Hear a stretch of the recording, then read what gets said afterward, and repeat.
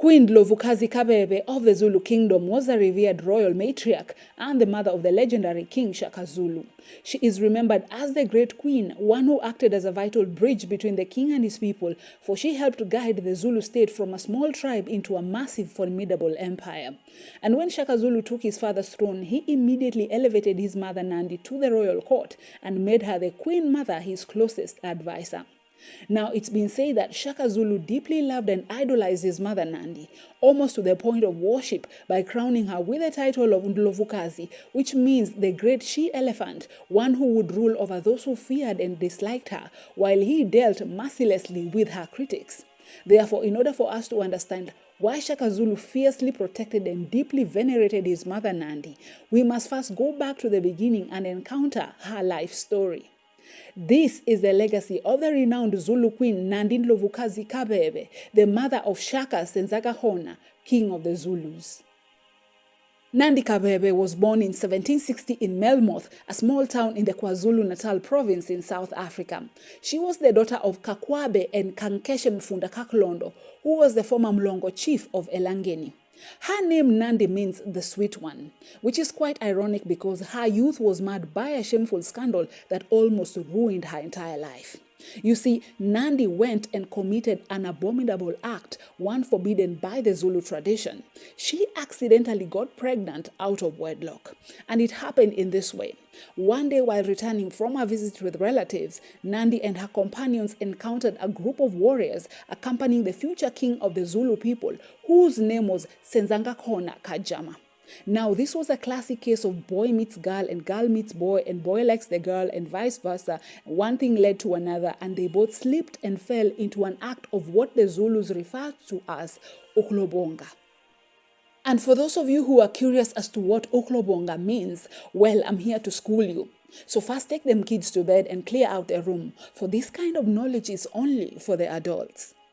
So ukulobonga, also known as thigh schmecks, is a traditional Zulu custom that is a form of non-penetrative schmecks, whereby young lovers are allowed by tradition to rub their bodies together for physical satisfaction. To put it plainly, while engaging in the act of ukulobonga, it is forbidden to engage in full intercourse or breaking of the hymen.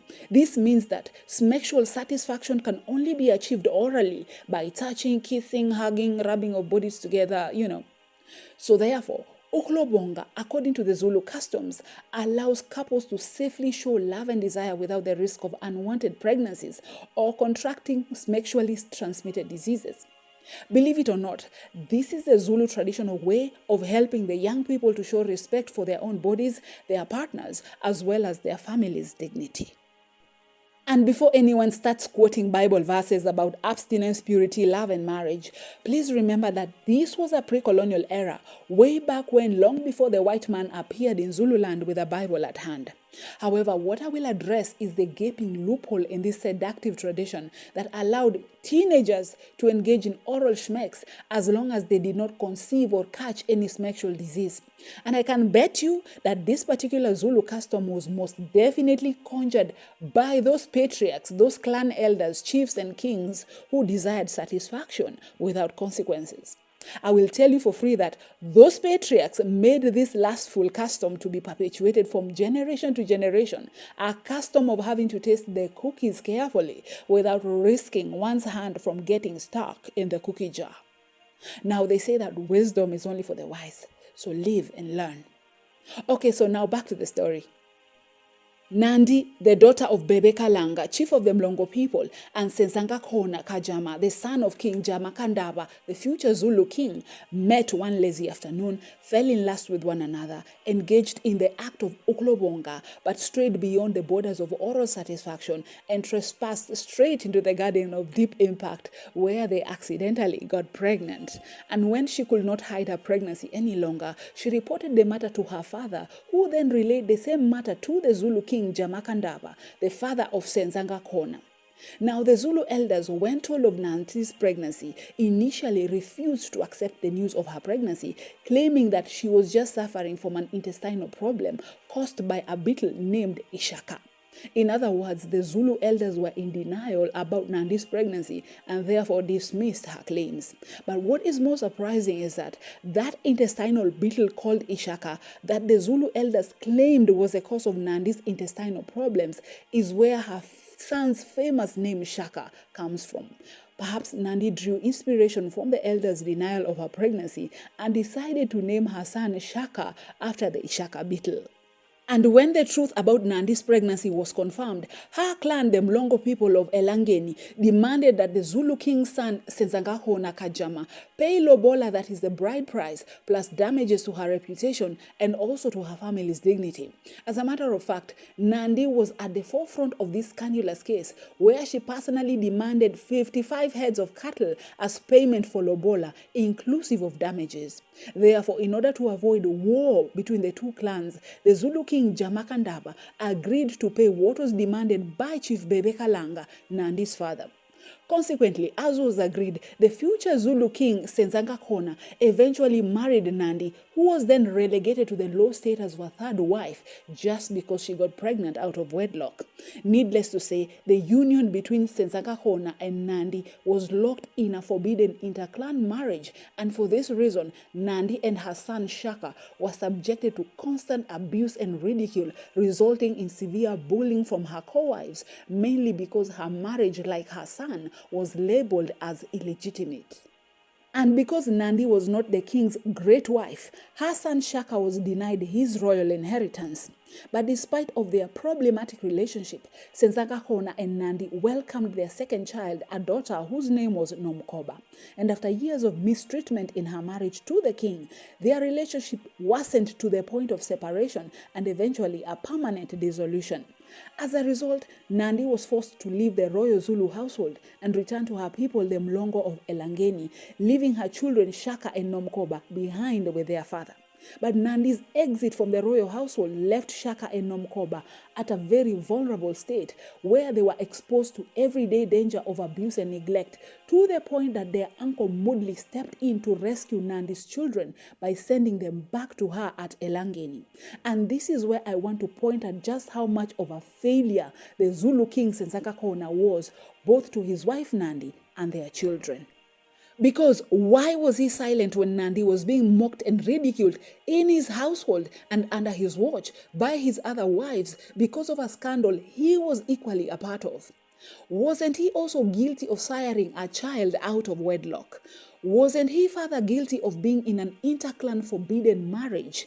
Wasn't he equally guilty for ruining the life of someone's daughter?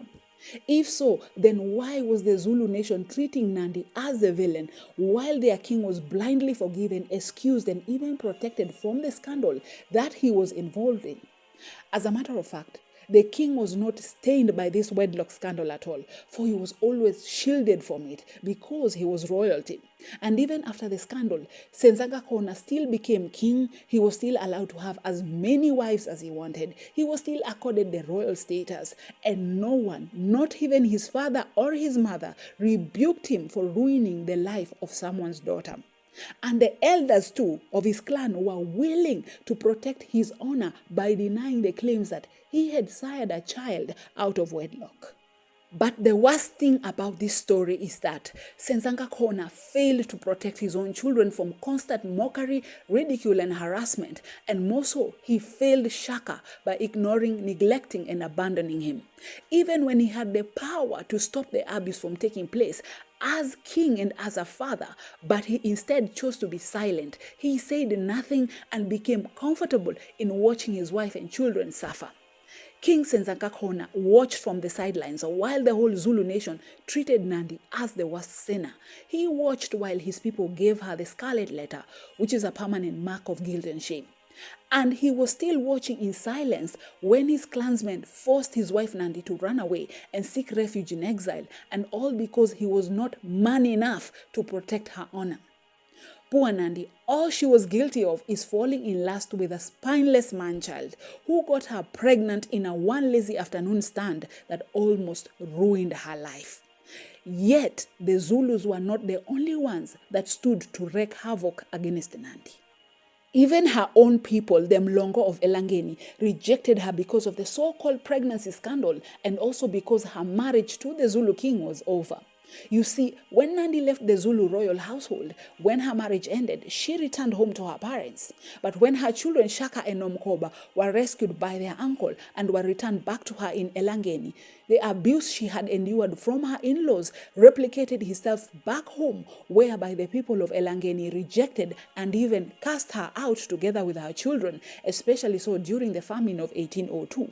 Now, let me take a pause here to ask very crucial questions. Where were all the men that were supposed to protect Nandi? And by all the men, I mean all her loved ones. Where was her father, her brothers, her uncles, her elders, her mentors? Where were they when Nandi endured abuse at the Zulu royal palace?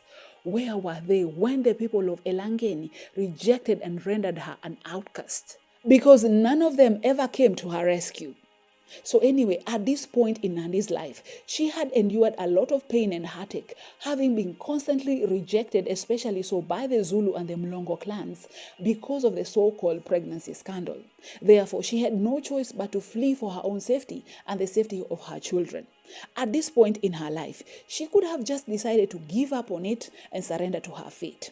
Yet she could not, because of her two young innocent children who needed her the most in their time of pain and struggle. Even in her weakest moments in life, Nandi found the strength to persevere through the hard times for the sake of her children. So Nandi, a single mother of two, fled to Kwabe, another area, to seek refuge. And it is in Kwabe that love found her once again, where she met and married a Kwabe man by the name of Ngendeyana, and together they had a son by the name of Ngwadi. But as fate would have it, Nandi found herself once again tormented because, just like her first marriage, her second marriage was also an interclan bond that was forbidden. Moreover, the people of Kwabe treated Nandi very poorly, that she was once again forced to find another safe haven to live in and raise her children peacefully. But as luck would have it, Nandi found a safe refuge in the Mtetwa kingdom, where the people of Mtetwa welcomed her and her children with open arms. The then chief of Mtetwa, by the name of Ndingiswayo Kamolatsani, gave Nandi and her children refuge. The Mtetwa kingdom provided a safe place for Nandi in order for her to raise her children, Shaka, Nomkoba, and Ngwadi. And it is in this Mtetwa that Nandi's eldest son, Shaka, joined the Ibuto military regiment, where he first began to develop his famous battle tactics. In the year 1816, news reached Shaka from Zululand that his father, King Sensaka Hona, had died, thereby leaving succession crisis. With this news at hand, Shaka returned from exile to forcefully claim his father's throne by overthrowing his half-brother, Sigujana, who had been named as heir to the Zulu kingdom. Backed by the Mtetwa chief Ndingiswayo Molatsane, Shaka was able to take control of the Zulu state forcefully and went on to expand the small tribe into a massive military empire. And when Shaka took over his father's throne, he announced that his mother Nandi would also rule both as his queen and his closest advisor. She then took on a new title of Ndlovukazi, meaning the great she-elephant who would rule over the people that feared and disliked her. Shaka also ensured that his mother Nandi would be the only queen in Zululand, idolizing her to the point of worship while dealing harshly with her critics. All the while he was king, Shaka Zulu did not marry nor have any official heirs, despite the many unconfirmed rumors about his surviving illegitimate children. He chose not to be a family man and avoided having children because he did not want to see any of his children suffer like he did. Therefore, he chose instead to have multiple affairs, exploring the Zulu custom of Uklobonga that permitted him to satisfy his own needs whenever he felt like it, but then ordered his warriors to unalive any child he conceived with the women that he had affairs with. And this decision by Shaka Zulu never to marry or have any children speaks to childhood trauma, which happens when a child is subjected to years of constant neglect, abuse, and abandonment. But can you blame him? From birth, Shaka was rendered as illegitimate. And because of this illegitimacy, he was denied his royal inheritance. His own father neglected and abandoned him. As a result, he was bounced from place to place seeking refuge from those who rejected him. All the above reasons traumatized Shaka and made him hate the concept of being married with children. which is why being a witness to how his mother Nandi suffered years of abuse and rejection by 3 clans, yet was brave enough to raise him and his siblings in exile, made Shaka Zulu overly protective over her. As a matter of fact, both mother and son were both in the struggle of life together, enduring hard times together, with Shaka becoming her fierce protector, while Nandi became his trusted advisor, having taught him on the need to be strong, to use his willpower for good, and always to believe in his destiny. On a side note, it's funny how whenever I think of Shaka Zulu, I always project the image of the late Henry Sele in my head. And for those of you who do not know, Henry Sele played the role of Shaka Zulu on the South African television series in the 90s. For me, Henry Sele embodied the role of Shaka Zulu in a way that no other actor who ever played the same role ever did. I honestly thought that Shaka Zulu looked like Henry Sele, only to find out that there are no actual images of Shaka Zulu because he was never photographed, for he ruled the Zulu kingdom long before photography was invented and shipped to Africa. That's why the image of the late Henry Sele as Shaka Zulu is imprinted in my head forever. Okay, now back to the story of Queen Nandi. When Shaka took his father's throne, he immediately elevated his mother Nandi to the royal court, where Nandi became the queen mother and the king's closest advisor. She acted as a vital bridge between the king and his people, where she helped guide the Zulu state from a small tribe into a massive, formidable empire. She equally held immense power and could even command regiments of female warriors. The truth is that Shaka Zulu loved his mother to the point of worship and adoration. She was his only queen, and no other woman could compete or compare with Nandi, for the king had put her in a pedestal that no other woman would ever reach.